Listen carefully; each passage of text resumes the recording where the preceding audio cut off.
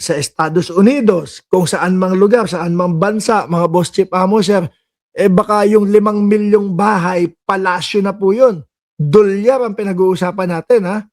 Palasyo na po yun, mga boss chief amo, sir. Kung totoo na 150 million ang kinikita ni Koopman, mga boss chief amo, sir, paldong-paldo nga ho. Ano? Tapos, na-realize na, naku po, simulat sa pulpa naman eh. Alam kong mahihirapan ako dito sa kaso na ito eh. Ano? Sige, kapag kayong mapipres na yung mga account nila, lalabas na ako. Pag-a-out na ako, ipapasa ko na sa iba. Kasi ayan, tuluyan na mga kababayan eh. Nicholas Koopman withdraw as Duterte ICC lawyer. Kapag ka ikaw, mga boss chief amo sir, lawyer ka. At alam na alam mo na kaya mong ipanalo yung mga kaso. Hindi mo iwanan yan eh. Yung iba kapag kayong yung kanilang mga kliyente, mga bossing, walang pambayad. Kung hindi ho ako nagkakamali, yung iba na mga lawyer, pag alam nilang walang pambayad yung kanilang kliyente, ang gagawin niya, sige, kung ano yung mababawi natin, puporsyentohan mo na lang ako. May mga ganon, mga boss chief amo, sir. 30% yung makukuha ko kung sakali pag naipanalo. Kasi, syempre, ina-analyze at pinag-aaralan ho ng mga lawyer yan, mga kababayan. No? Pero ikaw, kapag kayong ganyan, na iiwanan mo,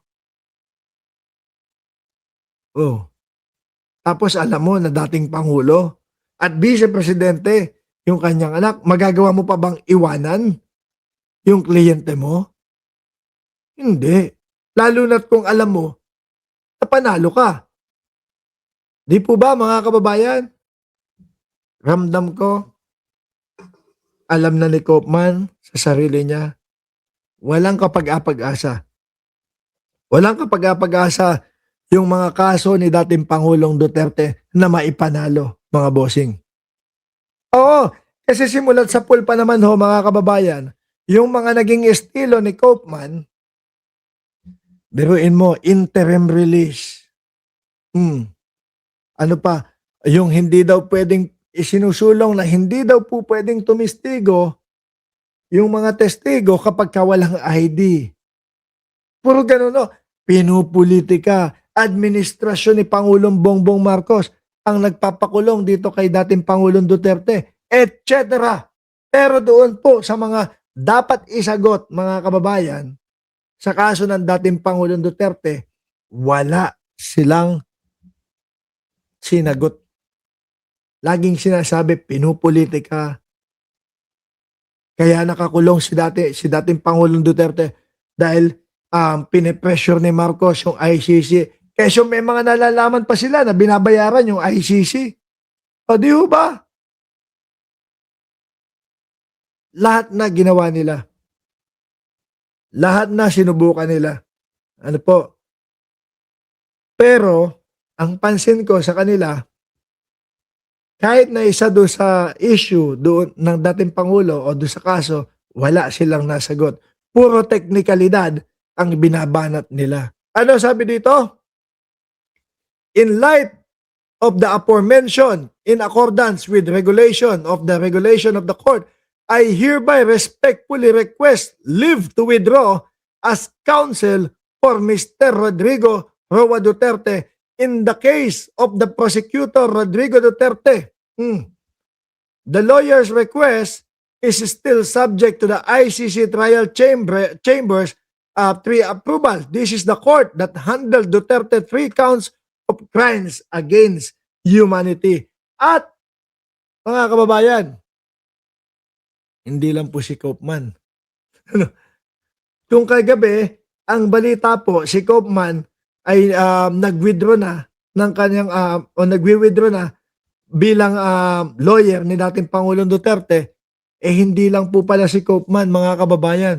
Dahil meron pa, pati yung isang French na abogado ni dating Pangulong Duterte, ayan sabi, ICC Trial Chamber 3 tinanggap na ang pagbibitiw ng abogadong si Dove Jacob. Sino daw ho yun, mga bossing? Yun daw po yung French na na abogado ng dating Pangulong Duterte. Biruin mo. Si Koopman, umaalis na. Ito, yung French na lawyer ni dating Pangulong Duterte, umaayaw na din. Trial Chamber 3 of the International Criminal Court in the case of the prosecutor Rodrigo Roa Duterte pursuant to regulation of the regulation of the court issues the decision of request to withdraw as associate counsel of Rodrigo Roa Duterte on 7 April. The registry informed pre-trial chamber of Mr. Dove Jacob appointment as associate counsel for Rodrigo Duterte, the accused, on 7 May. Mr. Jacobs requested pursuant of regulation the chambers leave to withdraw as associate counsel for the accused as of May 8. Unti-unti, isa-isa nang nag-aalisan. The request indicates that the accused has expressed an interest in reorganizing his defense team in anticipation for the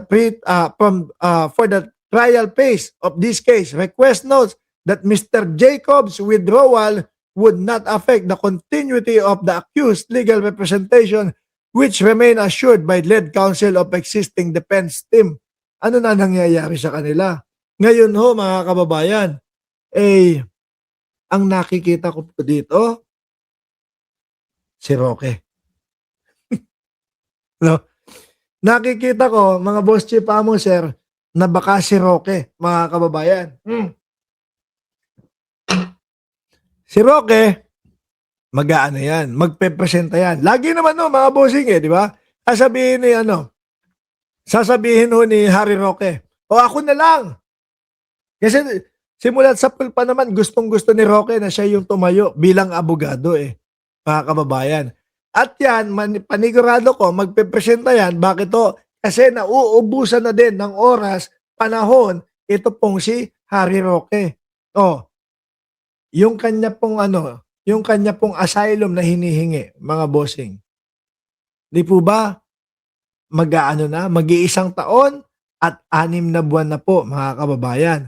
Siguro ngayon, 1 taon at 2 buwan. May 4 na buwan na lang na natitira kay Harry Roque, mga boss chief amo, sir. Bago madesisyonan yung kanyang asylum. So, ang laging pinapalabas ni Harry Roque is siya po ay pinupolitika at siya po ay ginigipit ng gobyerno ni Pangulong Bongbong Marcos dahil po sa pagsuporta o patuloy na pagsuporta kay dating Pangulong Duterte.